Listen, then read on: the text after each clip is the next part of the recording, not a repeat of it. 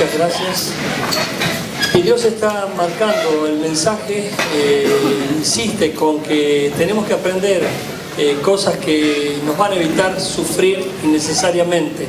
Tiene que ver con la prueba y, como decimos siempre, también Dios promete la salida cuando estamos atravesando el valle de lágrimas. Pero hay situaciones en la vida que confrontan a la persona con pruebas duras, dificilísimas, y algunos se preguntan por qué. Y esto mismo sucedió con el pueblo de Israel. En el capítulo 13, que vamos a ver ahora, ahí hay distintas razones por las cuales el pueblo de Israel sufrió, y sufrió innecesariamente. Y se marcan las palabras clave que muestran cuál era la característica de este pueblo que tuvo que sufrir de manera atroz. Y en el versículo 22, precisamente antes de entrar en la lectura, porque he titulado el mensaje de esta noche, ¿por qué nos pasan cosas malas? En el versículo 22 del capítulo 13 dice, ¿por qué nos ha sobrevenido esto? Y el libro de Pedro, en el capítulo 1, dice, no os sorprendáis por el fuego de prueba que os ha sobrevenido, como si alguna cosa extraña os hubiese acontecido. Porque las mismas pruebas que vivimos nosotros, la viven cientos y miles de personas a lo largo de todo el mundo. Por lo tanto, son pruebas comunes a todos. Pero aquí hay algunas que marcan que no tendrían que haber sucedido. Vamos a ver por qué. Capítulo 13 del libro de Jeremías, vamos a leer en este libro el profeta Jeremías. Y a este profeta se lo llamó el profeta llorón. ¿Por qué? El libro de Lamentaciones tiene que ver con este profeta también. Se la pasaba llorando. ¿Por qué? No solamente por el pueblo, sino también porque él sufría al ver la prueba que le tocaba vivir a otros. Dice el versículo 1 así. Así me dijo Jehová, ve y cómprate un cinto de lino y cíñelo sobre tus lomos. El cinto de lino se usaba en el oficio sacerdotal. Era un material precioso. Y no lo metas en agua. Compré el cinto conforme a la palabra de Jehová. Aquí hubo obediencia. Y lo puse sobre mis lomos. Vino a mí segunda vez palabra de Jehová diciendo, toma el cinto que compraste que está sobre tus lomos y levántate y vete al Éufrates, un lugar que estaba a 15 kilómetros, y escóndelo allá en la hendidura de una peña. Fui pues y lo escondí junto al Éufrates como Jehová me mandó. Y sucedió que después de muchos días me dijo Jehová, levántate y vete al Éufrates. Fíjense, después de muchos días me dijo Jehová, levántate y vete al Éufrates. Y toma de allí el cinto que te mandé esconder allá. Entonces fui al Éufrates y cavé y tomé el cinto del lugar donde lo había escondido, y aquí que el cinto se había podrido, pero para ninguna cosa era buena. Y vino a mí palabra de Jehová diciendo, así ha dicho Jehová, así haré podrir la soberbia de Judá y la mucha soberbia de Jerusalén. Este pueblo malo que no quiere oír mis palabras, que anda en las imaginaciones de su corazón y que va en pos de dioses ajenos para servirles y para postrarse ante ellos, vendrá a ser como este cinto que para ninguna cosa es buena. Y porque como el cinto se junta a los lomos del hombre, así se juntará a mí toda la casa de Israel y toda la casa de Judá, dice Jehová, para que me fuesen por pueblo y por fama, por alabanza y por honra, pero no escucharon. Les dirás, pues esta palabra, así ha dicho Jehová, Dios de Israel, toda tinaja se llenará de vino, y ellos te dirán, ¿no sabemos que toda tinaja se llenará de vino? Como diciéndonos, venís con eso que es tan obvio. Entonces les dirás, así ha dicho Jehová, he aquí que yo llené de embriaguez a todos los moradores de esta tierra y a los reyes de la estirpe de David que se sientan sobre tu trono, a los sacerdotes y profetas, es decir, participaban de comilonas y se emborrachaban en gran manera, y a todos los moradores de Jerusalén, todos formaban parte de una misma cuadrilla, y los quebrantaré el uno contra el otro, es decir, que van a pelearse entre sí, los padres con los hijos igualmente, allí hay enfrentamiento entre padres e hijos, dice Jehová, no perdonaré ni tendré piedad ni misericordia para no destruirlos. Escuchad y oíd, dos cosas, escuchad y oíd, dos cosas totalmente diferentes. No os envanezcáis, pues Jehová ha hablado. Dad gloria a Jehová, Dios vuestro, antes que haga venir tinieblas. Hacelo pronto, no esperes que venga el día malo. Dad gloria a Jehová antes que haga venir tinieblas y antes que vuestros pies tropiecen en montes de oscuridad y esperéis luz y os la vuelva en sombra de muerte y tinieblas. Mas si no oyereis esto, en secreto llorará mi alma a causa de vuestra soberbia, y llorando amargamente se desharán mis ojos en lágrimas, porque el rebaño de Jehová fue hecho cautivo. Di al rey y a la reina: humillaos, sentaos en tierra, porque la corona de vuestra gloria ha caído de vuestras cabezas. ¿Dónde estaba tu orgullo? La corona se había caído ya, había solo humillación. Las ciudades del Negev fueron cerradas y no hubo quien las abriese. Todo Judá fue transportado, llevado al cautiverio fue toda ella. Alzad vuestros ojos y ved a los que vienen del norte. ¿Dónde está el rebaño que te fue dado, tu hermosa grey? ¿Qué dirás cuando él ponga como cabeza sobre ti a aquellos a quienes tú enseñaste a ser tus amigos? Esto es traición. ¿No te darán dolores como de mujer que está de parto? ¿Acaso no sufrirás por eso? Si dijeres en tu corazón: ¿por qué me ha sobrevenido esto? Por la enormidad de tu maldad. Fueron descubiertas tus faldas, fueron desnudados tus calcañares. ¿Mudará el etíope su piel y el leopardo sus manchas? Así también podréis vosotros hacer bien estando habituados a hacer el mal. Por tanto yo los esparciré al viento del desierto como tamo que pasa. Esta es tu suerte, la porción que yo he medido para ti, dice Jehová, porque te olvidaste de mí y confiaste en la mentira. Yo pues descubriré también tus faldas delante de tu rostro, y se manifestará tu ignominia, tus adulterios, tus relinchos, la maldad de tus fornicaciones sobre los collados en el campo. Vi tus abominaciones. Ay de ti, Jerusalén, ¿no serás al fin limpia? ¿Cuándo tardarás tú en purificarte? Este es un texto muy duro, pero describe claramente cuáles son las cosas que tenemos que evitar y cuáles son las cosas que provocan sufrimiento innecesario. La primera pregunta válida es: ¿cómo aprendemos las cosas nosotros? Hay diferentes métodos, pero ¿se aprende por las buenas o por las malas? Esto es parte de la disciplina que nosotros a veces tenemos que darle a nuestros hijos. La Biblia nos enseña que o nosotros somos personas que obedecemos o no obedecemos. Y en la Biblia está que hay una obediencia que tiene que ver con dolor y una obediencia que tiene que ver con amor. Los que obedecen por amor obedecen rápidamente, perfectamente. Los que obedecen por dolor es porque han sido castigados y han aprendido la lección. Pero acá hay 4 formas diferentes que están en la Biblia inclusive, y las vamos a ver. Por ejemplo, aprendemos por ejemplos prácticos. Aquí Dios le dijo a Jeremías: cómprate un cinto, no lo pidas regalado, paga el precio, compra un cinto. Jeremías tenía que aprender una lección práctica que pudiera darle el conocimiento para poder seguir profetizando en Israel. Él compró en sí el cinto, se lo puso como si fuese un sacerdote, siendo que era un profeta, y lo usó muchos días, dice, muchos días. Y después le dijo Dios: ve y ponlo en una cueva, escóndelo, tápalo, haz que eso no se vea y quede bien cubierto. Y después de muchos días, él fue a buscar ese cinto, y ese cinto ya no servía más para nada. Esto nos habla de algo, que las cosas tienen un proceso, y ese proceso tiene que ver con la degradación de acuerdo al grado de corrupción. Las cosas que surgen de repente y nos tocan y nos pegan y nos hacen doler, han sido cultivadas, han sido procesadas. Ha habido un proceso que fue dándose en un tiempo prolongado.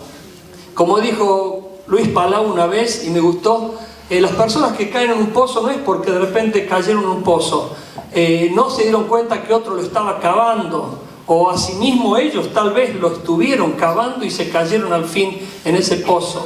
Por eso nosotros tenemos que aprender, y aprender por las buenas. Hay cosas que Dios nos está queriendo enseñar todo el tiempo para evitar que suframos innecesariamente. La otra forma es por insistencia.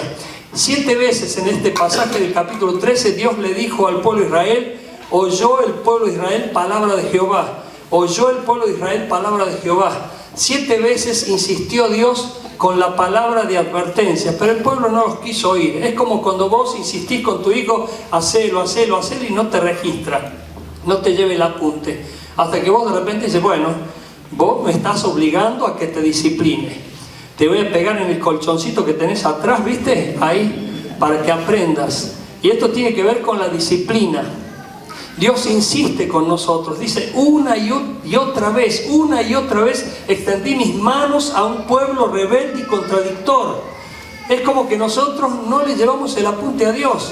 Dios nos advierte, nos precave, Dios nos está diciendo, ten cuidado, fíjate, pero nosotros queremos tener nuestra propia experiencia. Por eso la repetición es una de las principales reglas de la enseñanza. Todo lo que querés lograr tenés que decirlo con insistencia, con convicción, para que las personas se den cuenta que estás hablando en serio. Y esto está hasta que logres que las cosas se aprendan.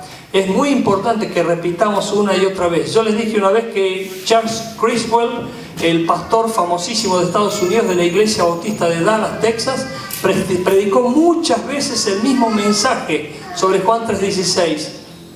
Y tenía que ver con que era necesario que las personas aprendieran sobre el amor de Dios. Y él decía, insisto, porque la gente todavía no lo ha aprendido. Bueno, la insistencia es muy importante cuando vos querés enseñar algo. Por experiencia personal, escucha por favor, por experiencia personal. Esta es la experiencia irrefutable que tenemos. A veces vos le decís, ¿viste que fulano de tal le embarazaron la hija? ¿Viste que fulano de tal el esposo se emborrachó? ¿Viste? Y no le va ni le viene, pero hasta que le toca personalmente a esa persona, es como que de repente reacciona. Es como que recién se da cuenta de lo que significa, de la magnitud del dolor que se vive cuando una persona sufre una situación así. Me trajo a la memoria, mientras estaba preparando esto, un recuerdo de una persona cuando yo no era pastor todavía. Estábamos yendo con mi esposa a la iglesia del centro recién, y siempre se acercaba una persona con ponzoña. Pero yo sé que no hay personas así en la iglesia esta. Se acercaba siempre y me decía, mira, aquel que entra allá con la camisa blanca, fíjate, porque aquella que entra allá, mira, fíjate, con el vestido tal, fíjate aquella. Pero todo el tiempo chusmeando, todo el tiempo sabía de todo y un poquito más. Pero chusmeando de todo. Y a mí llegó un momento que me hartó y lo corté y le dije, basta, por favor, basta. Y esa persona, me acuerdo que me había dicho, mira, aquel que entra ahí con la camisa tal, le embarazaron la hija. Era como que estaba queriendo que todo el mundo lo supiera. Pero un día, ¿sabés lo que pasó? Le embarazaron la hija a él. Esto fue real. Y sintió mucha vergüenza. Le dolió mucho. Fue como que eso lo humilló.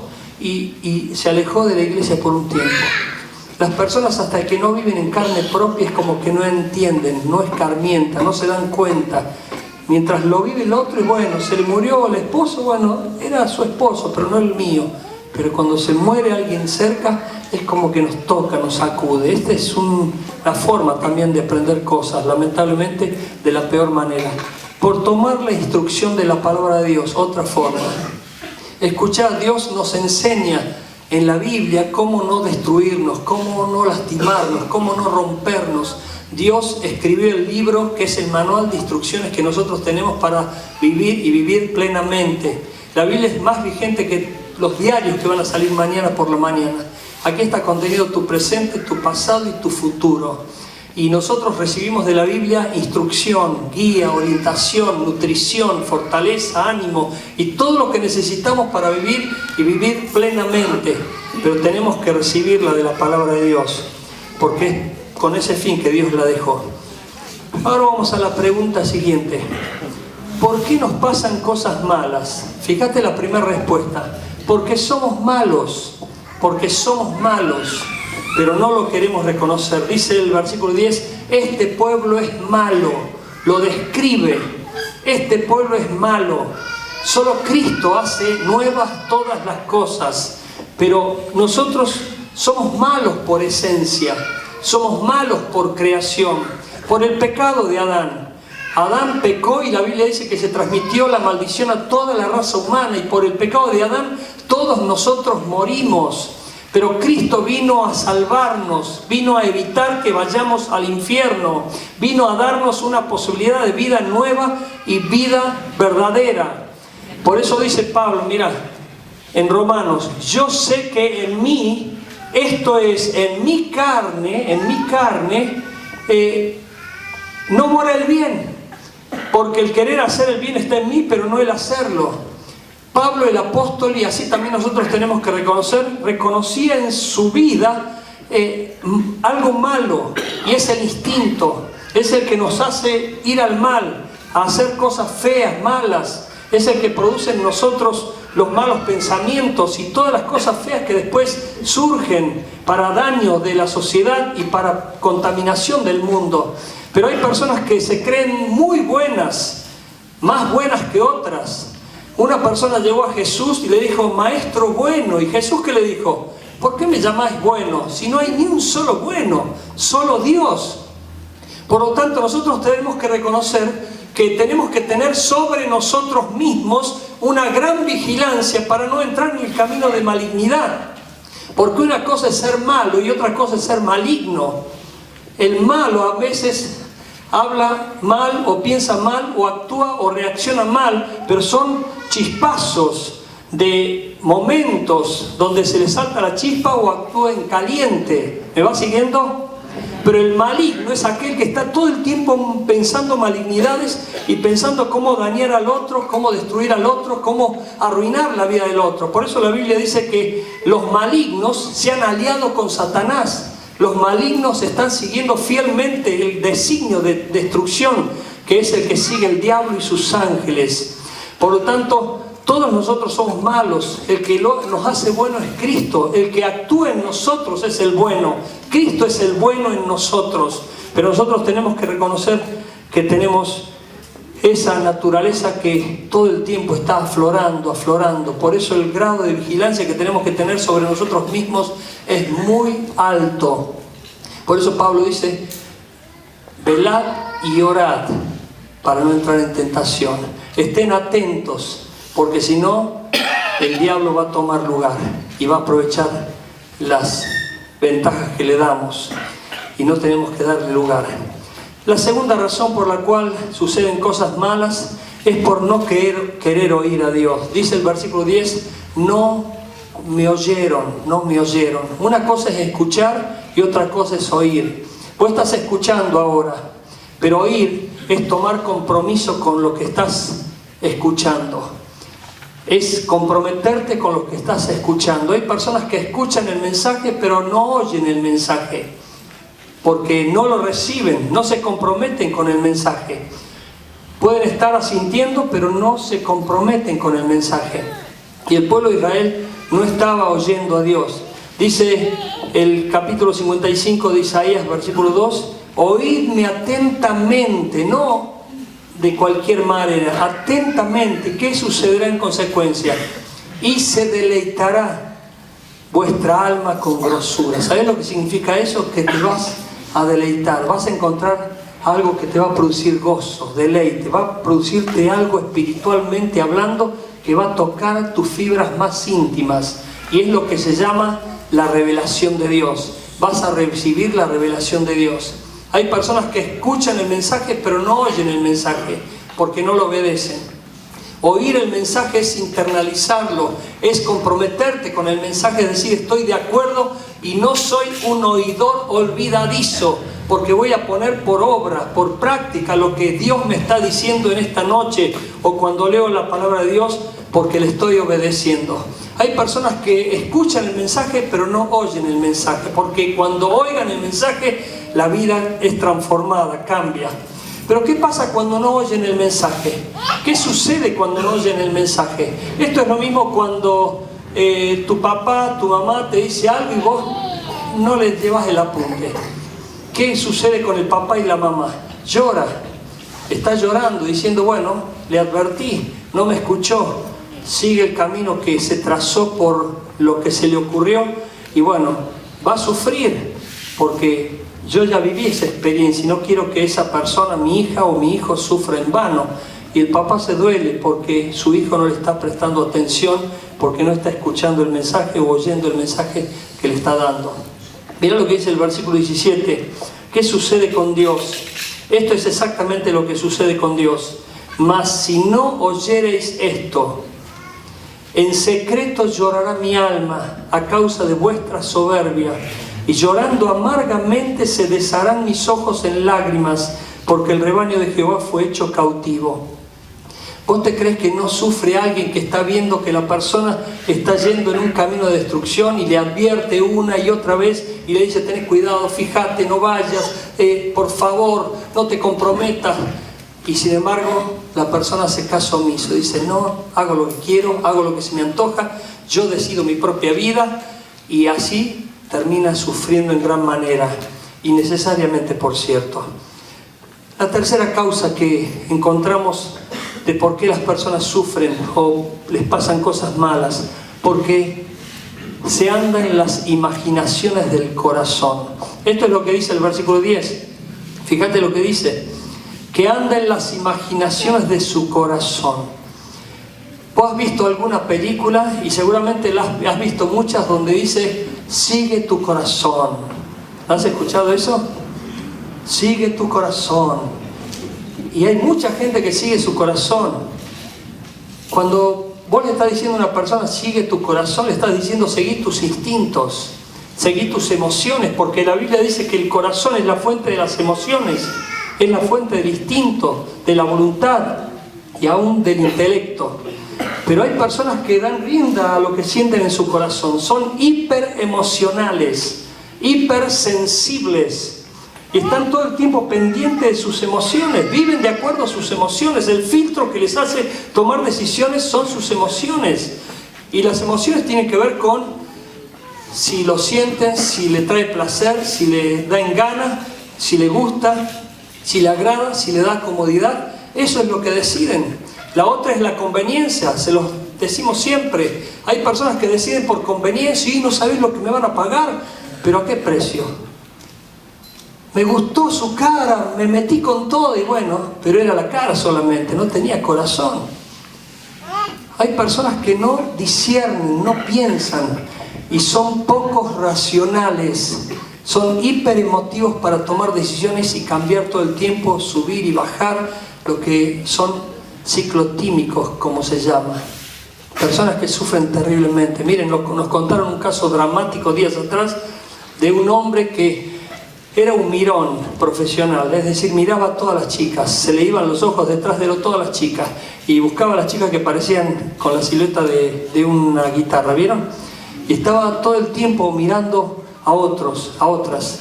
Y por supuesto la esposa sufría, la esposa era fiel, la esposa amaba a ese hombre y no quería que fuese así. Y este hombre de repente entró en conciencia y dijo: bueno, está bien, voy a tratar de cambiar. Pero al mismo tiempo entró con una carga de dolor y de tortura, porque estaba permanentemente sacudido por la tentación y no podía controlarse, porque sus ojos se iban todo el tiempo detrás de las chicas. Pero este hombre bruto, guiado por el diablo, este hombre que se dejó llevar por Satanás mismo, ¿sabés lo que hizo? Se quemó los ojos con ácido. Nos lo contaron como un caso real. Pero ¿qué pasó? Eso no se le fue. ¿Por qué? Porque cuando estaba cerca de una mujer sentía su perfume y se imaginaba todo, y seguía dándose manija con su mente. Y solo Cristo puede cambiar la vida humana. Solo Cristo puede hacer el milagro de hacernos nuevas criaturas. Solo Cristo puede cambiar nuestra historia y darnos una nueva vida completamente diferente. Y nos cuentan que este hombre realmente entró en un camino de gloria, porque cuando se anotó en una escuela de braille para empezar a leer la Biblia, porque ya era ciego, ahí descubrió que Cristo hacía todas las cosas nuevas. Hay personas que no se dan cuenta, pero están todo el tiempo llevados por las emociones y terminan sufriendo innecesariamente. La cuarta razón es por ser idólatras. Que ver con adorar a algo o a alguien más que a Dios. A Dios lo pones al fondo del tacho y pones a esa persona o pones esa cosa por encima de todo. Y hay personas que han puesto a sus esposas por encima de todo, han puesto a sus esposos por encima de todo, han puesto a sus hijos por encima de todo, han puesto a su trabajo por encima de todo. Y dice justamente que van en pos de dioses ajenos para servirles y para postrarse ante ellos. Hay personas que han puesto el dinero por encima de todo, lo adoran, piensan en él solamente, están todo el tiempo maquinando y eso los gobierna, los posee. porque todo ídolo al cual adorás te va a gobernar la vida. Por eso la Biblia dice, no podéis adorar a dos señores, amaréis a uno y despreciaréis al otro. Por eso tenemos que decidir a quién amamos, a quién adoramos y a quién ponemos en primer lugar. No podemos tener varias personas o varias cosas en primer lugar, porque eso tarde o temprano va a causar mucho dolor y destrucción completamente. Hay personas que adoran su status quo, adoran sus sueños, adoran a sus amigos, adoran su trabajo, su empleo, adoran cualquier cosa, pero no adoran a Dios como tiene que ser adorado. Dios es celoso y Él no acepta que lo pongamos al fondo del tacho. Él quiere siempre estar siendo Señor absoluto y reinar en majestad. Amén. La quinta razón es porque se termina siendo bueno para nada. Vendrá a ser como este cinto que para ninguna cosa es buena. Si vos estás en este culto y estás escuchando este mensaje es porque estás en un proceso. Y ese proceso puede ser para gloria de Dios o para gloria del diablo. Todos nosotros nos encontramos en un proceso. Y en ese proceso vamos creciendo o vamos decreciendo. Vos podés imaginarte al final de tu carrera con gozo tomado de la mano del Señor y que el Señor venga y te diga, buen siervo fiel.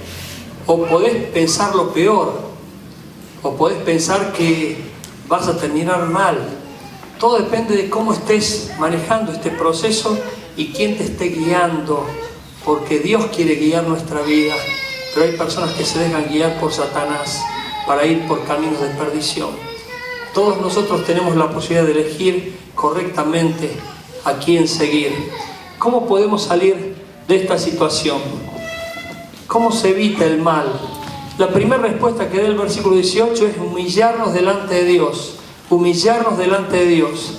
Todos nosotros tendríamos que tener una permanente humillación delante de Dios. No sé si fijaste, no sé si escuchaste con atención, pero varias partes de la Biblia mencionó la soberbia, la jactancia, el orgullo, la soberbia, la mucha soberbia, y eso es lo que hoy tiene el hombre. El hombre se ha subido a un pedestal y se adora a sí mismo. El hombre se cree un Dios soberano, dueño de la especie y el que maneja todas las circunstancias y no se da cuenta que cuando muere le espera el juicio de Dios.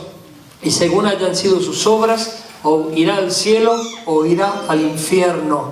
Pero esto es claro y nosotros tenemos que tener cuidado de cuál es nuestra actitud delante de Dios. Por eso, iglesia, yo te animo a vivir permanentemente humillado delante de Dios, reconociéndolo a Dios soberano, suficiente, todopoderoso, y nosotros criaturas de Él, que lo reconocemos por sobre todas las cosas.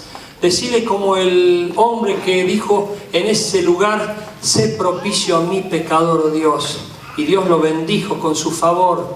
Pero aquel que se jactaba diciendo qué capo que soy, qué bueno que soy, cuántas obras de bien hago, no tuvo el favor de Dios, sino aquel que decía, oh Señor, sé propicio a mi pecador. Dios bendice al humilde, pero al soberbio mira de lejos. Por eso nosotros tendríamos que estar humillados delante del Señor. ¿Para qué? Para que Él nos exalte. El que se humilla delante de Dios es exaltado, pero el que se exalta delante de Dios es humillado. ¿Está claro? Por lo tanto, tenemos que humillarnos para recibir el favor de Dios y su bendición. La segunda cosa, alzar nuestros ojos a Dios. ¿De dónde vendrá nuestro socorro? ¿De dónde vendrá nuestro auxilio? Viene de Dios y tenemos que confiar en Dios y descansar en Dios y fiarnos de Dios con todo nuestro corazón, y vas a ver la diferencia. Dios no te falla, Dios no te defrauda, Dios no está ausente. En los peores momentos Él se va a manifestar a tu vida, pero tenés que alzar tus ojos al cielo, decirle, Señor, ten misericordia de mí, intervení en esta situación, te necesito que intervengas con un milagro, y Él lo hace, si tan solo se lo pedís. La tercera cosa, integrándonos a la iglesia. Dice, ¿dónde está la grey, la preciosa congregación? Pues la iglesia de Jesucristo es lo que te da una cobertura de gloria. Estar integrado al cuerpo de Cristo te hace sentir parte de la familia de Dios. La iglesia es la familia de Dios. Cuando venga Cristo, viene a buscar a su iglesia, viene a retirar a su iglesia. Y ahí no está hablando de católicos, ni de bautistas, ni de ninguna denominación en particular, sino que está hablando de los que tienen a Cristo en su corazón, de los que han sido lavados por la sangre de Jesús, de los que han reconocido el sacrificio de Cristo en la cruz, de los que viven diariamente queriendo agradar a Dios y reconocen a Cristo como Salvador de sus vidas. ¿Lo estás entendiendo? Por eso la congregación, la integración con la iglesia es gloriosa. Aquí hay poder y manifestación de Dios. La Biblia dice que Dios se va a manifestar en medio de su pueblo. Y la cuarta razón es purificándonos. Purificándonos.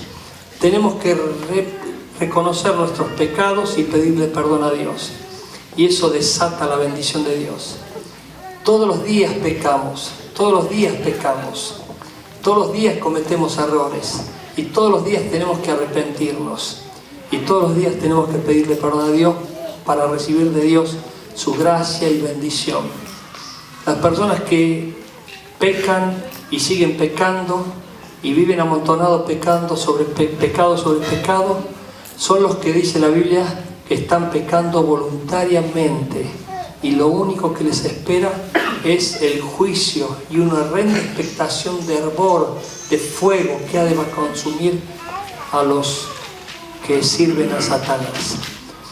Iglesia de Jesucristo, Dios en este tiempo está señalando cosas muy claras y lo que se busca principalmente es que no suframos en vano, que realmente podamos ser personas que ven el mal por venir y se esconde. Dice, el avisado ve el mal y se esconde, pero el simple, el crédulo, cae en el pozo. Ninguno de esta iglesia tiene que caer en el pozo, ni creyente en Jesucristo tiene que caer en un pozo para sufrir que el diablo le haga daño o siga haciendo cosas que luego lo avergüencen. Así que vamos a orar a Dios en esta hora, pero también vamos a creer que Dios está queriendo entrar en nuestras vidas con poder para hacer de nuestras vidas una vida mejor. Cierra tus ojos, inclina tu rostro, por favor.